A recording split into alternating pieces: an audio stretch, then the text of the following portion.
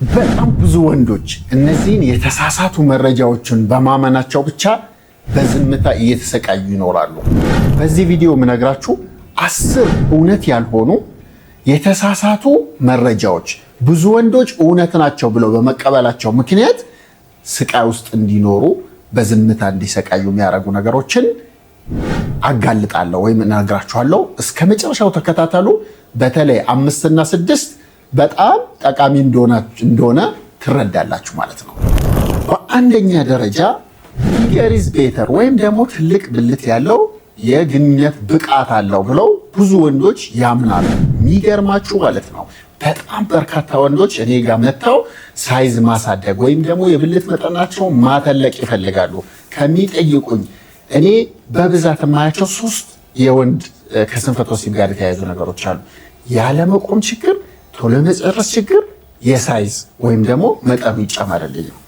በጣም በሚገርም ሁኔታ በርካታ ጥናቶች በተደጋጋሚ እንዳሳዩት የሴቶች የደስታ ጫፍ የሚደርሱበት የሰውነታቸው ክፍል የቫጃይና የውጭኛው 1/3 ክፍል ስለሆነ የወንድ ልጅ ብልት መጠን ወሳኙ ነገር እንዳልሆነ በጣም በተደጋጋሚ በጥናት ተረጋግጧል ማለት ነው።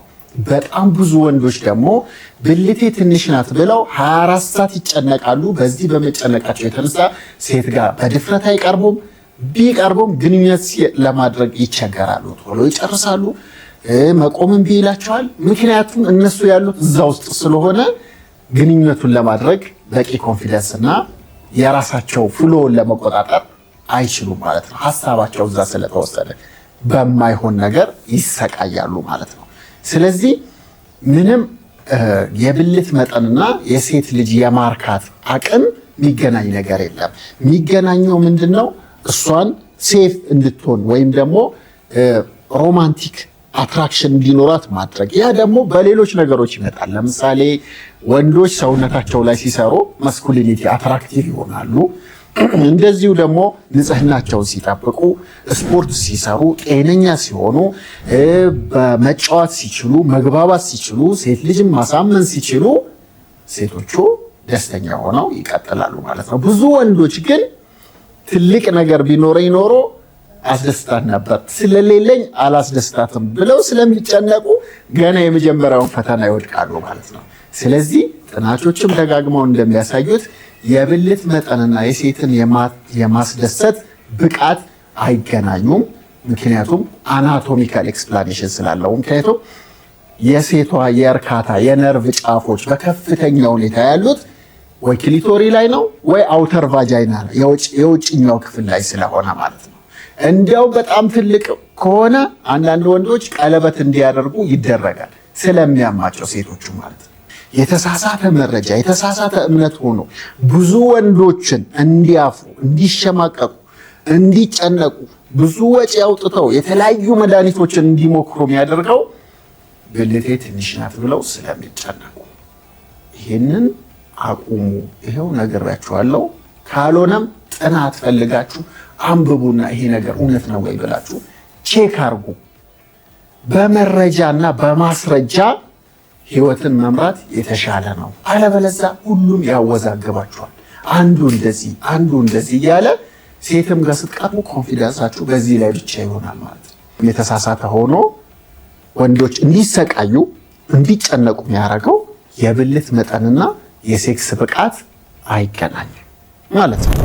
በሁለተኛ ደረጃ ደግሞ ወንዶች እንዲጨነቁና ወይም ያላስፈላጊ ሀሳብ ውስጥ እንዲገቡ የሚያደርገው ብዙ ግንኙነት ማድረግ፣ ብዙ ከዚህ በፊት የነበራቸው ሴክሹዋል ሂስትሪ ወይም ታሪክ እነሱን ልፍስፍስና ወንዳ ወንድ ያልሆነ ወይም ያነሰ እንዲያደርጋቸው የሚል ውስጡን ብዙ ወንዶች እርስ በራሳቸው የሚያወሩት ግን እውነት ያለው ነገር አለ ማለት ነው። ይሄም ምንድን ነው የሚሉት? ብዙ ጊዜ ግንኙነት አድርገህ ከነበረ፣ ብዙ ጊዜ የዘር ፈሳሽ ፈሶ ከነበረ ጉልበትህ ከመቅኒ ይወጣል፣ ልፍስፍስ ወንድ ነው የምትሆነው፣ ደካማ ወንድ ነው የምትሆነው ብለው እርስ በርስ ብዙ ወንዶች ያወራሉ። ይሄ ትክክል ያልሆነ ነገር፣ ቴስቴስትሮን ይቀንሳል የሚሉ አሉ ማለት ነው። ስለዚህ ወንዶች ብዙ ግንኙነት በተለይ ጤናማ ግንኙነት ካደረጉ ቴስቴስትሮናቸው በቋሚነት ሊቀንስ አይችልም ማለት ነው። የቴስቴስትሮን መውረድም ሆነ የወንዶች ድክመት የሚመጣው ያልተገቡ ሱሶች እንደ ጫት፣ ሲጋራ፣ አልኮል፣ ምንም አይነት እንቅስቃሴ ያለማድረግ፣ ከመጠን በላይ መወፈር፣ የጤና ችግር፣ ጭንቀት፣ እንቅልፍ ማጣት፣ እነዚህ እና መሰል ነገሮች እንጂ ብዙ ግንኙነት በማድረግ ወይም ብዙ የዘር ፈሳሽ ስለፈሰሰው አንድ ልጅ ልፍስፍስና ወንዳ ወንድ ያልሆነ ሊሆን አይችልም ማለት ነው። በእነዚህ ምክንያቶች ቅድም በጠቀስኩላችሁ የጤና እክሎች ካልሆነ በስተቀር ግንኙነት ማድረጉ ቴስቴስትሮኑን በቋሚነት አይቀንሰው ማለት ነው። ሁለተኛው ችግር በብዛት የሚስተዋል ብዙ ወንዶችን ያልተገባ እምነትና ስሜት እንዲሰማቸው ስለራሳቸውም እንዲጠሉ የሚያደርጋቸው የተሳሳተ መረጃ፣ ብዙ ግንኙነት ማድረግ፣ ብዙ ጊዜ የዘር ፈሳሽ መፍሰስ ከወንዳ ወንድነት ተራ ያስወጣችኋል የሚለው ነው ማለት ነው። በሶስተኛ ደረጃ ደግሞ ይሄ በጣም እኔ ከማያቸው ሰዎች በጣም በቃ ቁጥር አንድ ሀሳብ የሚሆንባቸው ቶሎ መጨረስ እኮ መፍትሄ የለውም፣ ዝም ብለህ ተቀብለህ መኖር ነው ይላሉ ብዙ ወንዶች። በቃ በዚህ አንጎላቸው ስለተቀመጠ ምንም አይነት ጥረት ሳያረጉ እንደ ዕጣ ፈንታቸው ቆጥረው እንደ ፈጣሪ እርግማን ቆጥረው ህይወታቸውን በጭንቀትና ሴትም ለመቅረብ ለማናገርም ወይም የወደዷትም የቀረቧትም ሴት ካለች ግንኙነት ላለማድረግ ይወስናሉ ማለት ነው። እኔ የሚገርማችሁ በጣም ብዙ ወንዶች በጣም ነው የምታፈቅረኝ፣ በጣም ነው የምንግባባው፣ ግንኙነት ጠይቃኝ፣ በቃ እኔ ምክንያት እየፈጠርኩ የተለያየ ነገር እያረኩ አሞኛል፣ እንደዚህ ሆኛለሁ፣ እንደዚህ እያልኩ እጠፋለሁ። እንግዲህ ብዙ ወንድ ግንኙነት ማድረግ ይፈልጋል። ነገር ግን ካደረግኩ ቶሎ መጨረስ እንዳለብኝ ስለምታቅ ከዛ በኋላ ስለማትቀበለኝ ስለምንለያይ ብሎ በምክንያት አፎድ ያደርጋል። ቶሎ መጨረስ መታከም ከሚችሉ የሴክሹዋል ዲስፋንክሽን ወይም ከስንፈተ ወሲብ ከተያያዙ ችግሮች አንዱ ነው ማለት ነው። ቶሎ መጨረስ በጭንቀት ሊመጣ ይችላል። የብልት ጫፍ ስሜቱ ከፍ ያለ በመሆኑ ምክንያት ሊመጣ ይችላል። ረጅም ጊዜ ፖርኖግራፊ እያደረጉ አንጎልን በማስተርቤሽን አጭር ጊዜ እንዲጨርስ በማስተማር ሊመጣ ይችላል። በጤና እክል፣ በታይሮይድ ሆርሞን መዛባት፣ በሌሎችም ሆርሞን መዛባቶች ሊመጣ ይችላል። እነዚህንና መሰል ነገሮችን ለይቶ ከዛ ደግሞ ጤናማ ነገሮች እንደ ስፖርት፣ ኪግል ኤክሰርሳይዝ፣ ስታርት ኤንድ ስቶፕ ቴክኒክ በተጨማሪ መድኃኒቶችን በመውሰድ መታከም ደግሞ ይችላል ማለት ነው። ስለዚህ ቶሎ መጨረስ እኮ መፍትሄ የለውም ተቀብለ መኖር ብላችሁ የሌሎችን ወንዶች ሳይኮሎጂ የምትጎዱ ወንዶች አንደኛ ከዚህ ንግግራችሁ እንድትታቀሙ ይሄው ነግራችኋል። እናንተም ቼክ አርጉ፣ ጥናትና ምርምር ቼክ አርጉ፣ የኔን ቃልም ብቻ ማለት። ስለዚህ ቶሎ መጨረስ መፍትሄ የለውም ብላችሁ የምታምኑ ወንዶች ተሳስታችኋል። መፍትሄ አለው። መፍትሄው ደግሞ መድኃኒት ብቻም አይደለም።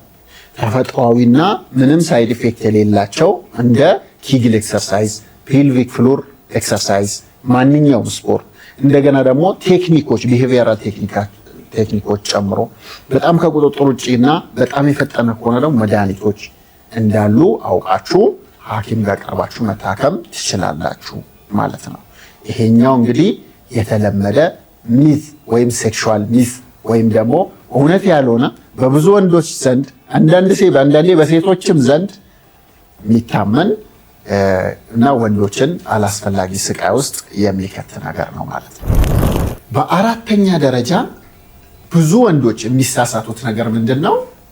ተፈጥሯዊና ባህላዊ መድኃኒቶች ምንም አይነት ሳይድ ኢፌክት የላቸውም ብለው ያምናሉ። ወንድም ያትሳሳት። ሳይድ ኢፌክቱ አልተዘረዘረም፣ አልተነገረህም፣ አልተጠቀሰም ማለት ሳይድ ኢፌክት የለውም ወይም የጎንዮሽ ጉዳት የለውም ማለት አይደለም። ተፈጥሯዊ ነው ከቅጠላ ቅጠል ነው የተዘጋጀው ምናምን ማለት ደግሞ ምንም ሳይድ ኢፌክት የለውም፣ ምንም የጎንዮሽ ጉዳት የለውም ማለት አይደለም። አንዳንድ የባህል መድኃኒቶች ጉበት ላይ፣ ኩላሊት ላይ ችግር ይፈጥራሉ። እንደዚሁም ሌላ መድኃኒት ሲታዘዝልህ ከነዛ መድኃኒቶች ተጋጭቶ ችግር ሊፈጥር ይችላል። አንዳንድ ጊዜ እንደውም ስንፈተ ወሲብ ሊያመጡ የሚችሉ የባህል መድኃኒቶችም አሉ ማለት ነው። ልክ ዘመናዊም እንዳለው ማለት ነው። ልዩነቱ ምንድነው? ዘመናዊ መድኃኒት ላይ ወረቀቱ ላይ ተጽፎልሃል።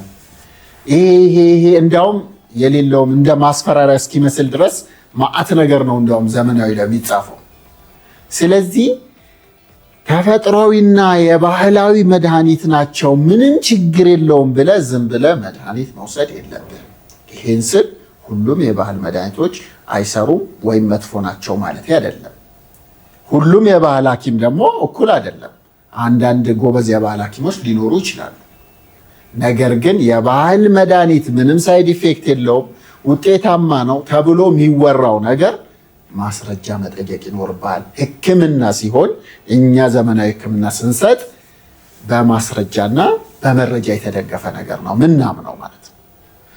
በማስረጃና በመረጃ እኮ ካላመንክ ይህንንም ትምህርት ብዙ ላይ ጠቅም ይችላል። ምክንያቱም ይህንን ወሬ ከመናገሬ በፊት እኔ ብዙ ነገር አሰባስቤ አጥንቼ ምን ብዬ ነው ማወራው ማለት ነው። ስለዚህ ኤቪደንስ እና ሳይንስን መሰረት ያደረጉ ሕክምናዎች ላይ ሞር ትኩረት ማድረግ ያስፈልጋል ማለት ነው። ስለዚህ ተፈጥሯዊ ምንም ሳይድ ኢፌክት የለውም፣ ዘመናዊ ደግሞ ሳይድ ኢፌክት አለው የሚለው ትክክል አይደለም። ሁለቱም ሳይድ ኢፌክት ወይም የጎንዮሽ ጉዳት ይኖራቸዋል። ልዩነቱ አንዱ በግልጽ ተቀምጧል፣ ይሄንን መውሰድ የሌለባቸው ተብሎ በግልጽ ተቀምጧል። ሌላኛው ደግሞ እንደዚህ አይነት ነገር ላይኖረው ይችላል። መጠኑ፣ ኮንታሚኔሽኑ፣ ሌላው ብዙ ነገር ሊኖር ይችላል። እንደየ ተቋሙ የተወሰነ ልዩነት ሊኖረው ማለት ነው።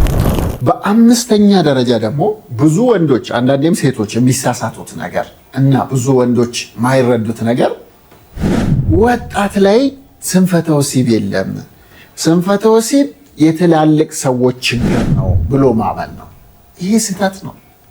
እኔ ጋር አንዳንዴ ትልልቅ ሰዎች ይመጡና እንዴ ምንድን ነው ይሄ 25 24 ዓመት ሰው እንዴት ስንፈተ ወሲብ ይኖረዋል? ስንፈተ ወሲብ ከጤናህ እንጂ ከእድሜህ ጋር አይደለም ዋና የሚገናኘው። በእርግጥ እድሜ ሲጨምር የጤና ችግርም ይጨምራል። በወጣቶች ዘንድም በጣም በርካታ የስንፈተ ወሲብ አይነቶች አሉ። ፍላጎት ማጣት፣ ያለመቆም፣ ቶሎ መጨረስ፣ ኮንፊደንስ ማጣት፣ ሴት ጋር ለመቅረብ በጣም መፍራት በጣም የተለመዱ ነገሮች ናቸው። በተለይ በዚህ ከ1970ዎቹ ወዲህ ፖርኖግራፊና ማስተርቤሽን በጣም በተባባሰበት ዘመን ወንዶቹ ሴት ጋር የመቅረብና ሴትን አስደስታለሁ ብለው የማመናቸው ነገር በጣም ቀንሷል። ስለዚህ በጣም በርካታ ወንዶች በሱስ የተዘፈቁ አሉ። ጫት፣ ሲጋራ፣ ፖርኖግራፊ፣ አልኮል የሚያበዙ ወንዶች አሉ። ምንም አይነት እንቅስቃሴ ማያረጉ፣ ስፖርት ማይሰሩ ወንዶች አሉ። እነሱ ላይ ወጣትም ሆነው ሊበዛ ይችላል። አንዳንድ ጊዜ ደግሞ ወጣትም ሆነው ከመጠን በላይ ከወፈሩ ቤተሰባቸው ላይ ችግር ካለ ለምሳሌ ስኳር፣ ግፊት፣ ኮሌስትሮል የመሳሰሉ መጥቶ ወጣትም ሆነው ስንፈተ ወሲብ ሊያመጣባቸው ይችላል። ስለዚህ ወጣቶችን እንደማይነካና የአዋቂዎችና የሽማግሌዎች ችግር እንደሆነ ብቻ ማሰብ ይሄም ስህተት ነው ማለት ነው። በስድስተኛ ደረጃ በተለይ ጀማሪ ወጣት ወንዶች የሚሳሳቱት ነገር ፖርኖግራፊ ማየት ብቃት ይጨምራል ወይም ደግሞ እኔ ሳገባ በደንብ ትሬኒንግ ለመውሰድ ለመለማመድ ይረዳኛል ብለው የሚያስቡ ወንዶች አሉ። ይሄ በጣም ስህተት ነው። በሁለት መልኩ ትክክል አይደለም። አንደኛ ከፖርኖግራፊ እውነተኛ ትምህርት መማር አትችልም።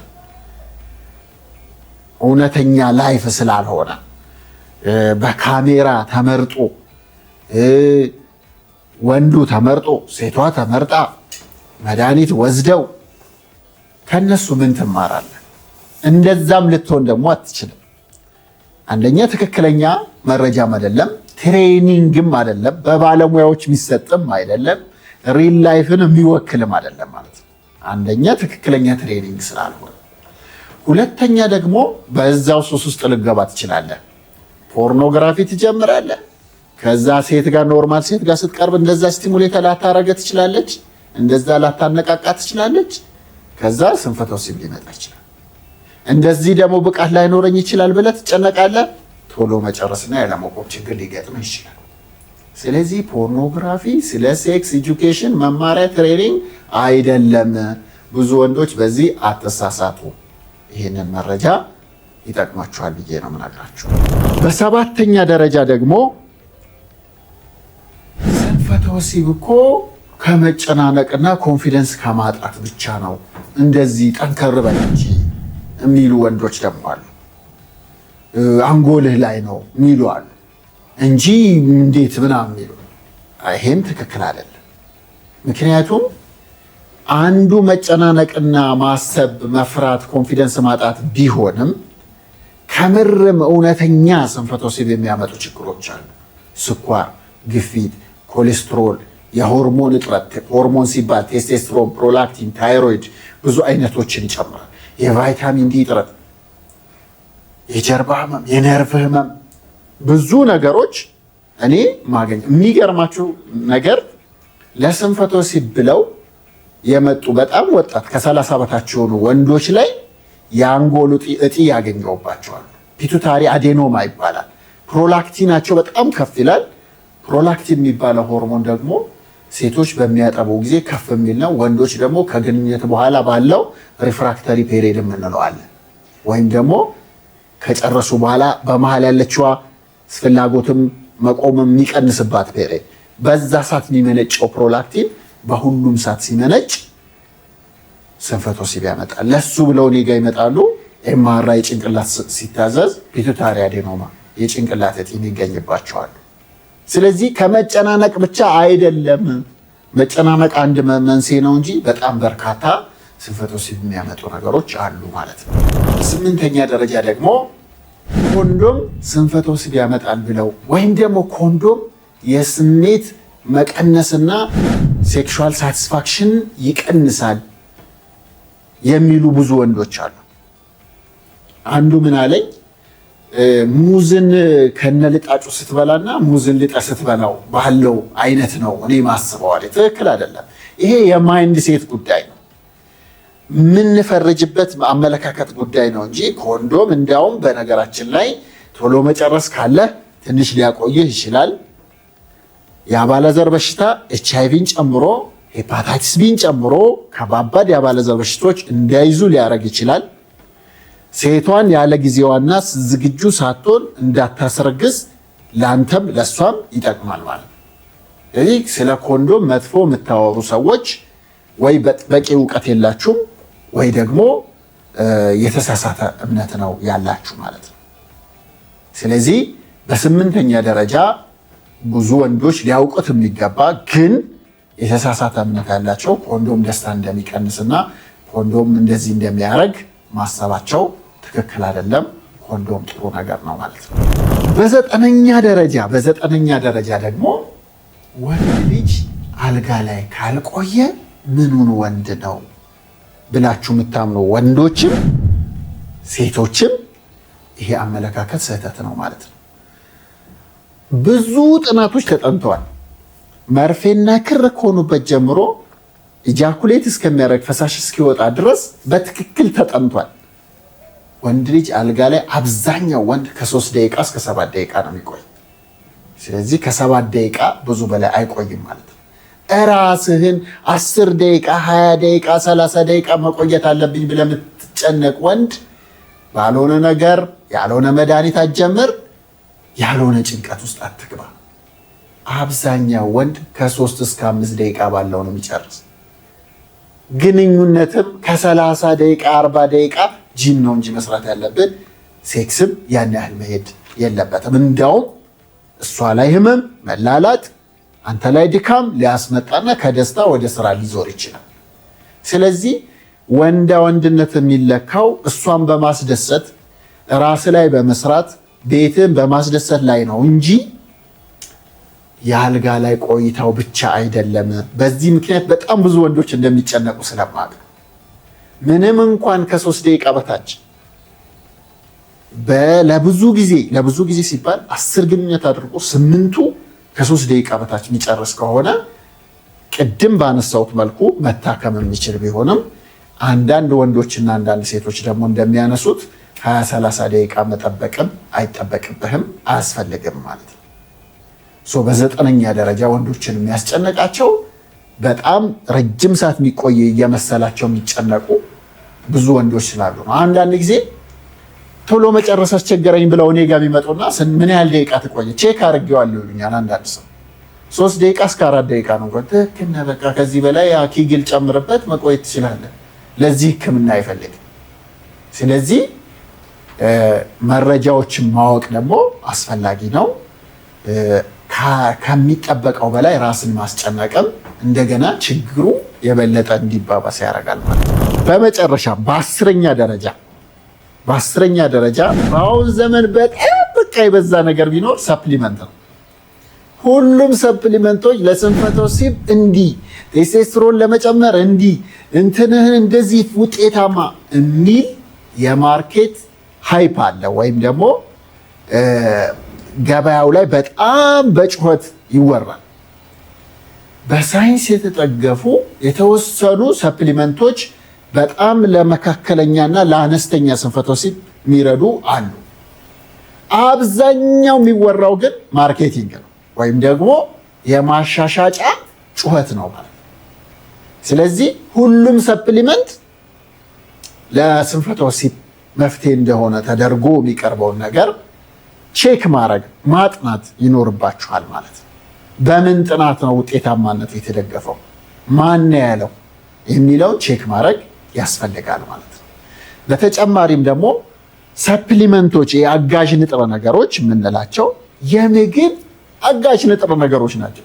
ፉድ ሰፕሊመንትስ ናቸው፣ መድኃኒቶች አይደሉም። በምንድን ነው የሚለየው መሰላችሁ? መድኃኒት ሲሆን ይጠናል። በፌዝ ነው፣ በ3 ፌዝ አለው። ፕሪክሊኒካል፣ ክሊኒካል፣ ፖስት ማርኬቲንግ። እስቲ ስለ መድኃኒት ስለ ፓራስታሞል እንዴት ነው ዴቨሎፕ የሚደረገው? አንድ ፓራስታሞልን ለማምረት ምን ያህል ሂደቶችን አልፏል ብላችሁ ቼክ አሉ። ሰፕሊመንት ያንን ጥናት አያልፍም አብዛኛው ሰፕሊመንት። ስለዚህ ይሄንን በደንብ ቼክ ማድረግ ያስፈልጋል። አንዳንድ ሰፕሊመንቶች ደግሞ ለጤናችሁ ጎጂ ሊሆኑ ይችላሉ። ለዛም ነው ተመርመራችሁ በሐኪም ቢታዘዝላችሁ። ለምሳሌ አሽዋጋንዳ ጥናቶች እንደሚያሳዩት የተወሰነ ድጋፍ አለ። ነገር ግን ጉበት ችግር ካለው አሽዋጋንዳ መውሰድ የለብን። ስለዚህ መረጃ በነፃ በሆነበት በአሁኑ ዘመን በጣም በቀላሉ መረጃ በማግኘት በሚቻልበት ዘመን መረጃ ምንጫችሁን ማጣራት ያስፈልጋል። በአሁን ሰዓት ኢንተርኔቱ ጫካ ነው።